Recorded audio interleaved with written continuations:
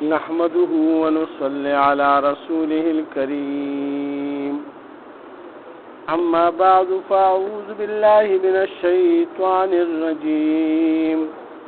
بسم الله الرحمن الرحيم ألف لام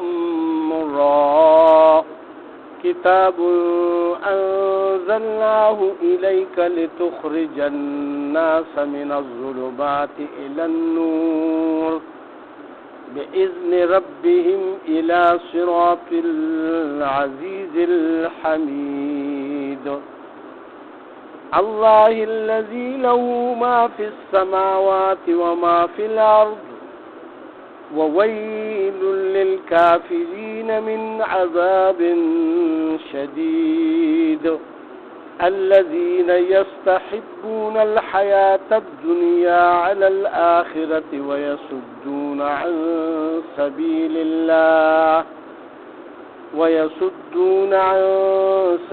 الله ويبغونها عوجا أولئك في ضلال بعيد صدق الله العظيم. دا سورہ ابراہیم مکی سورت تے پدی کم اللہ سبحانہ وتعالی زیاد تر دا وحدانیت دا اللہ پاک ذکر فرمائے لے او داغو کائنات طرف ته توجه د کافرانو فرمایله ده په دې صورت کې چې تاسو په دې کائنات کې غور او فکر وکړئ، په خپل پیدایش کې غور او فکر وکړئ، په دې رشپا او په دې ټول هر څیز کې غور وکړئ، نو تاسو ته د الله ذات معلوم شي. اصل کې په عقیدو کې د ټول نه بنیادی کلمه چې کوم ده نو د الله سبحانه وتعالی په ذات باندې صحیح ایمان روړل دي چې هغه کې د شرک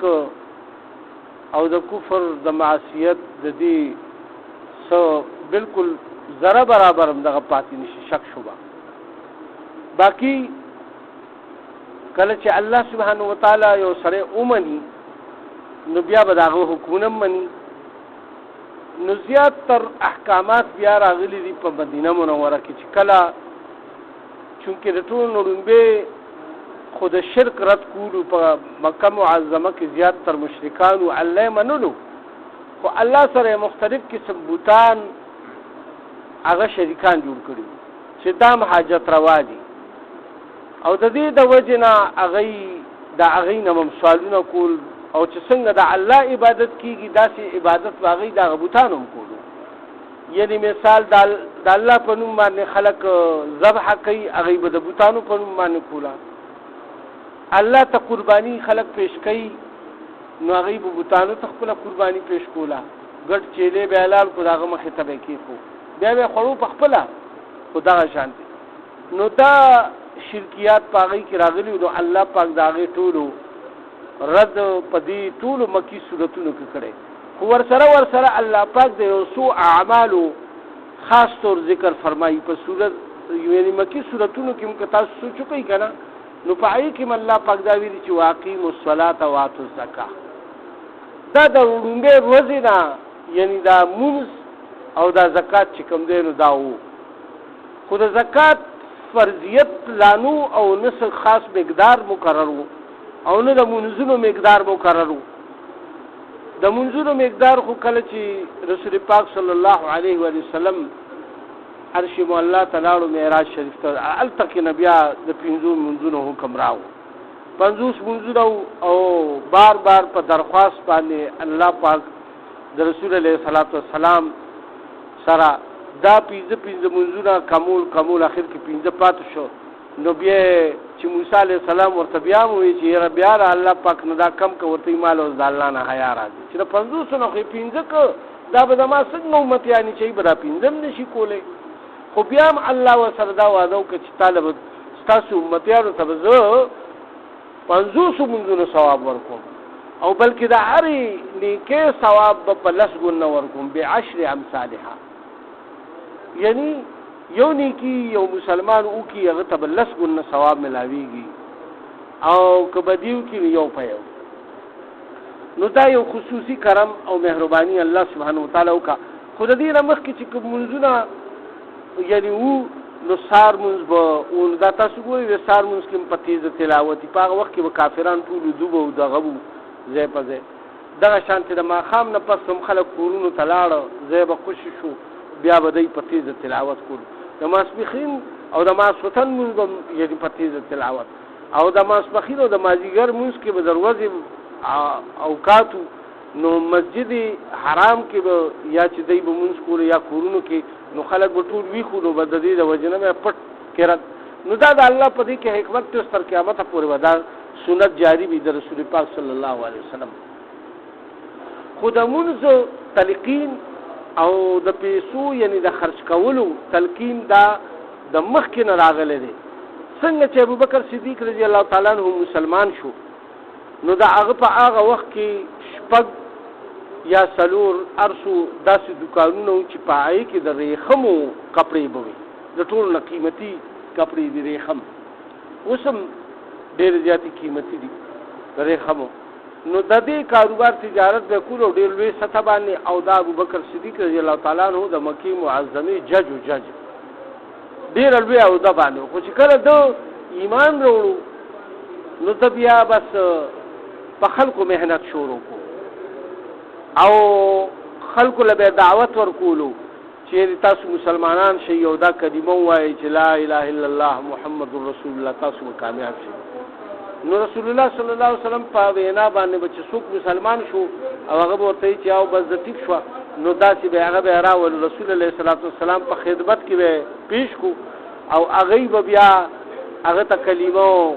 تشهود به وتوي او د الله وحده او بیا به ورته چې بس دلته مونږ درازه او بس دلته کې مونږ سره ناس ته پاس تکین تربیت به کیږي. نو بیا به هغه ورسره چې څومره قرآن نازلېدو هغه به یادولو او دغه قرآن به بیا یعنی لسته شو په منځونو کې په جهري منځونو کې په جهري منځونو کې به دغه بیا تلاوت کولو. نو د دې یعنی د منځونو حکم او خدا سي بالکل په ترتیب باندې چې څنګه دا اوس دې داسې نو کنه نو د دې حکمونه بدلیدل کله چې بیا معراج شریف رسول الله سلام لاړو نو بیا پوره په دې ترتیب باندې منځ فرض شو 15 منځونه فرض شو او زکات بیا په مدینه منوره کې یا سو کوئی چې په مکه معظمه اخیر ورځو کې فرض شوه دی 2.5% بیا ورو یعنی په مدینه منوره کې خو مال غنیمت راغو کدی دې نه مخ ټول خلک غریبانانو چا باندې زکات نه کېدو بس چې چا سره زیاتې پیسې یو پیر صحابو ته پوښتنه کوي وای یاره مونږ څه خرچ کو وای چې څه د زیاتې دي دا ټول خرچ کړي ځان سره جمع مه ساتئ بس تاسو کې چې کوم فقرا دي بس ایله ورکړئ. مثال ستاسو کور خرچه را د 3 ورځو یا یو وختي خرچه واچوله نور سره بد شي او بس مثال 1 لک روپۍ دی او دا 500 ستا خرچه واچوله د یوې هفتې او 500 سره پاتې شي دا پرې غریبانانو ورونو خپل تقسیم کوي چې کوم ایمان براوړي او دا غي به هیڅ حیثیت نو د خوراک څخه درک به نه لګي د پای باندې به تقسیم کوي. نو داسې یو ترتیب روانو بیا الله پاک 2.5% کو یعنی په سلو کې 2.5 روپے نو ډیر کم مقدار دی خو بیا الله پاک فرمایي چې رسول الله صلی الله علیه وسلم په حدیث مبارک کې فرمایي چې دا خو په تاسو باندې حق دی دا تاسو بال دې سره صفاشي خو د دینه علاوه تاسو ورکوي او د آخرت تو خزان له جوړوي یعنی د دینه علاوه تاسو خیرات کوي د الله په نوم باندې ورکوي څوک صاحب دغه ول ملوشي غریب فقیر مسکین او تا زکات ختم کړی به د داغل خدای په نوم سور کچ داغه گزر بسر کوشي. اوس دې کې الله سبحانه وتعالى فرمایي سوره ابراهيم مکی سورت ته بسم الله الرحمن الرحیم شروع کوم په نوم د الله چې ډیر زیات مهربان او ډیر زیات رحم کوونکی دی. الف لام را دا حروف مقطعات دي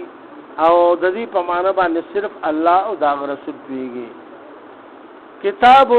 انزلناه دا کتاب چې دی مونږه نازل کړی دی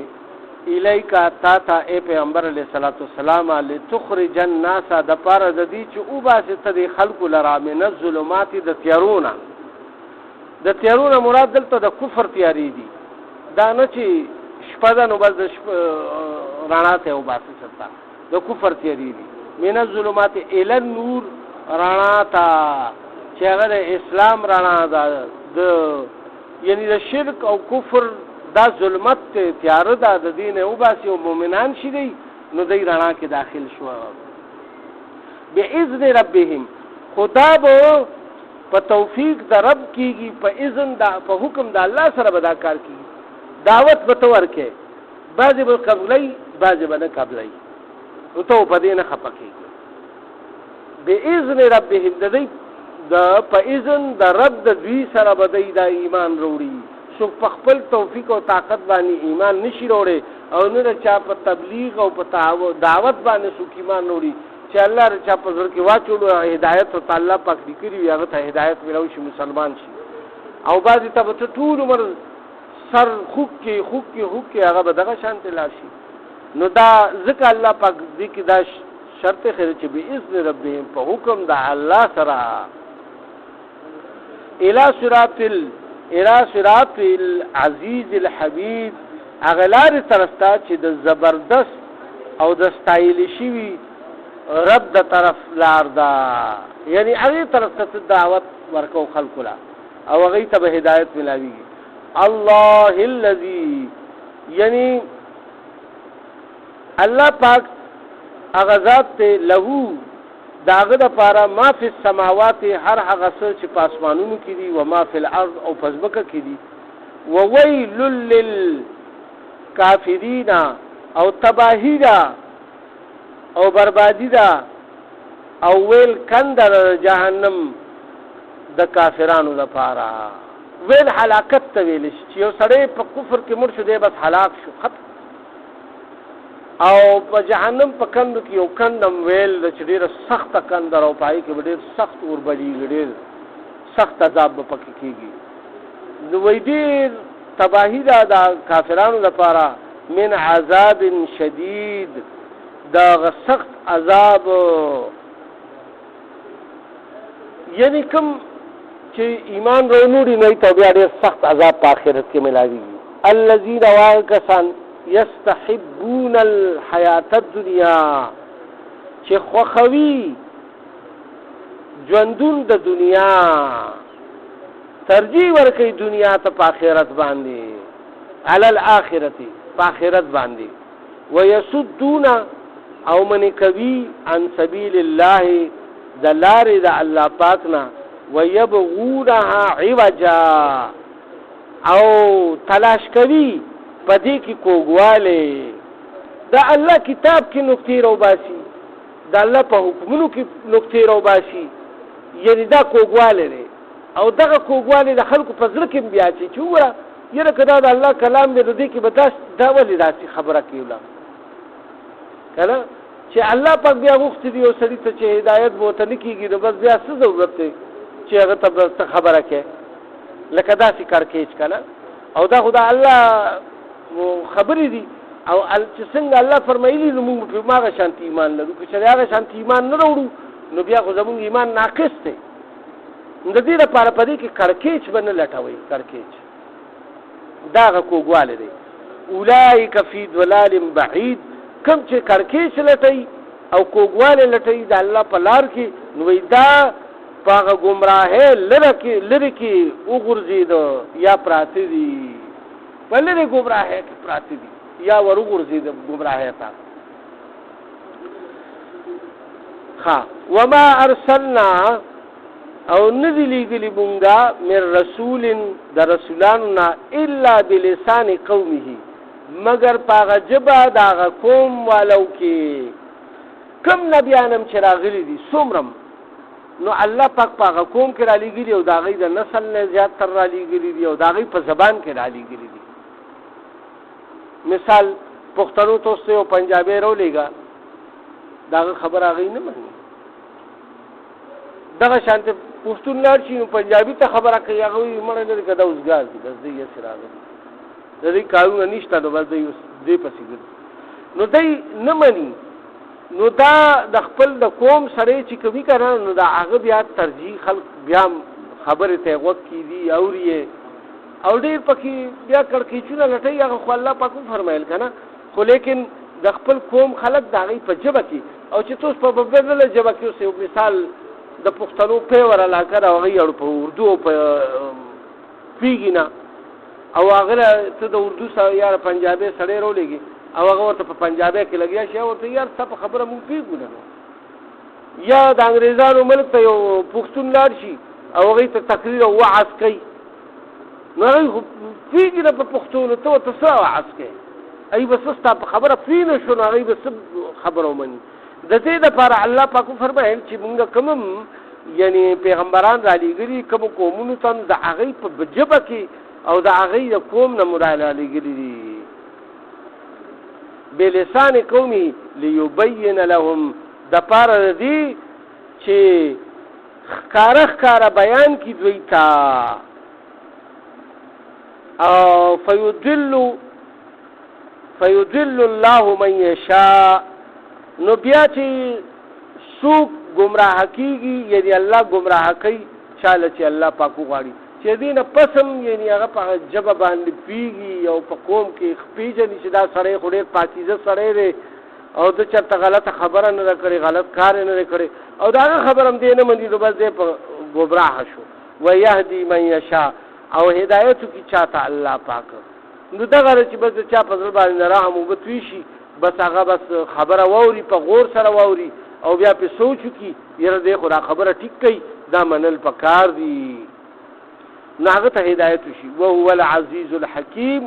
او الله پاک چې کوم دی هغه ډیر زبردست او ډیر زیات لوی حکمت والا دی نو الله پاک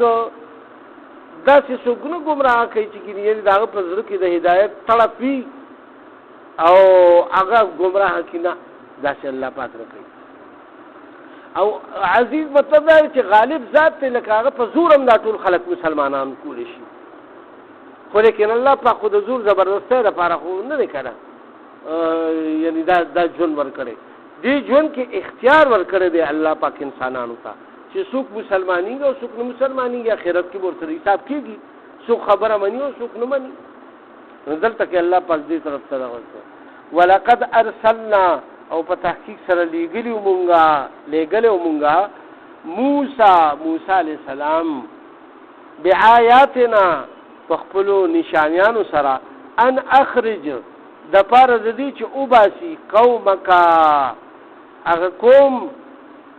ستا من الظلمات الى النور د تیرونا رانا طرف تا دلته بیا دا خبر راغی چې د کفر نه یعنی ایمان طرف تا تیار کفر دی او رانا اسلام دی وذکرهم او یاد کړی تا بأیام الله اغا رضی د الله سبحانه وتعالى وکم ورځو کې چې هغه واقعات پاغه قومونو باندې پیښ شویو کوم قومونو چې خبرونه منل او پای باندې عذابونه راغلي نو یا ورځي ورته یاد کا چې د نوح علیہ السلام قوم خبرونه منل سیلاب باندې الله هلاک عادیانو خبرونه منل الله پاک په سیلې را وستا او دغه شانتي پچا باندې چغه وهل شو څوک څنګه هلاک شو نو دا خاص وځي چې په دې باندې یو قوم هلاک شي وي او نيست دا بوچي وي نو یا غوځي ورته یاد کا ان فی ذلک لآیات او بشکا چې په دې کې ډېری نشانیان دي لكل صبار د هر هغه سړي د پاره چې هغه صبر کوونکی وي او شکر وستونکی وي صبر او شکر دا ډېر اوچت نعمتونه دي د دې په باره کې رسول پاک صلی الله علیه وسلم فرمایي چې په یو کوم مسلمان کې د صبر او د شکر ماده وي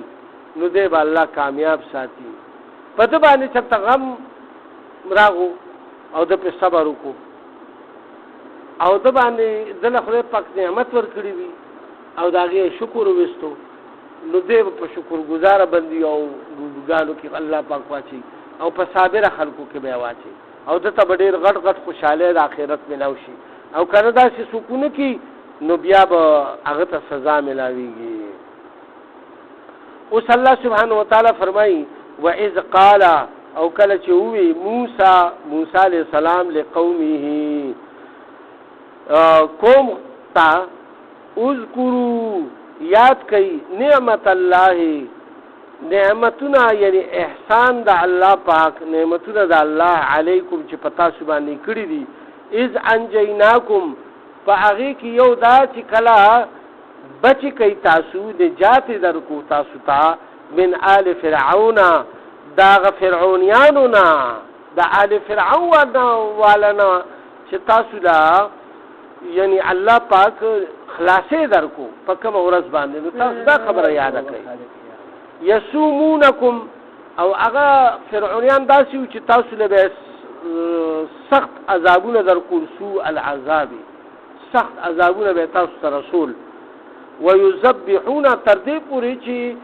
ذبح کول به ابناءکم زامن تاسو د دې سخت عذاب څخه کیږي چې ته یو سړی معشوق زوی شي او د راشي په مړای ولا چاړه راکاږي نو ویات کوي دغه وخت موسی علی السلام ورته ټول نړۍ به خبره دا وکړه چې تاسو له الله پاک نجات درکو چې یعنی مطلب دا فرعون دا ظلم بربریت ته اخلاص کوي ويستحيون نساءکم او ژوندې به پرې خزې تاسو نو خزې به وینځي وی دا غي په کورونو کې به کارونه کول او نورم چې څه خواهشات به دې کول یعنی هغه به دې لپاره پرې او سړی چې کوم دینو چیرې دا زیاتیږي نه اسنه دی یو کوي قوم جوړ شي او د دې دا بچی رالوي شي بیا موږ سره جنگ وکي د دې لپاره هغه چې کوم دینو بم حلالول وفي ذالکم بلاء او پدې کې یعنی آزمایشو من ربکم در رب دستاسو در طرفنا عظیم چې هغه ډېر وی یعنی دې او ډېر لوی آزمایش مو داغه در طرفنا الله سبحانه وتعالى یعنی دا آزمایش په دغه قوم دا موسی علیہ السلام باندې راوستو خو هغه په دې کې کامیاب شو او ورسره ورته الله حکم کولو چې تاسو به صبر نه کارلئ او تاسو خپل موږ طرف ته متوجي شئ او الله طرف ته متوجي شئ دا الله مدد براشي نو بیا الله پاک یو ورځ مدد راولې ګلو او موسی علیہ السلام سره دغه خلق ټول باروتو او بیا په سمندر کې ول خدای پاک لاري ورکی او دغه قوم فرعون والا چې کوم هغه په سمندر چې کله وردن نشو الله په وبجاری کې او غټول هلاک شو سره دغه اصله د تورو د غشو د اسونو او د سرو د سپینو زرو سره او دغه میړو سره دغه وخت سره چې دایي کمی اصلاحي او سرو سيزونو ټول الله پاک په سمندر کې غرق نو دلته کې الله پاک هغه طرف ته اشاره فرمایي چې الله پاک دا غلط تاسو باندې غره اوستو نور چې بیا کم مخکره روان دي بل رکوع کې بیا باغ ان شاء الله سبا وایو الله سبحانه وتعالى دې موږ ټول په دې باندې عمل توفیق راکړي یا الله زموږ اناس ته خپل درگاه قبول او منزور کړي که زموږ دې په معنا او په مفهوم کې څه کمی زیاتی شي یا الله معافرت وکړي موږ نه کارونه واري چې تاسو د رضا او د لقاء او د قرب سبب وشي په موږ کې په کورونو هسپتالونو کې الله څومره مؤمنان مسلمانان بیماران دي شفایاب کې صبر قرضداران نه قرضونه اخلاص کې د چا څه شدي حاجات یا الله د خپل غیبی خزانه ورته پوره کې د حق والو د رزق فرا سبب د ټول مؤمنان مسلمانان په خپل کور کړي وطن باندې اوکې ایا الله د ټول عالم په مسلمانانو باندې رحم وکړي اتفاق اتحاد نصیب کړي کوم ځکه چې په دنیا کې مسلمانان په لړزان دي د کافرانو د لاسه یا په خپل میانستي یا الله ټول ته هدایت وکړي او مدد وکړي د کافرانو خلاف او د ظالمانو خلاف او یا الله زموږ آبا او اجداد چې څومره وفات شوي دي د ټول مغفرت وکړي موږ ته د راتلونکي کې منزلونه آسان کړي او په آخر کې مدازي مشان کلمه نصیب کړي چې لا اله الا الله محمد رسول الله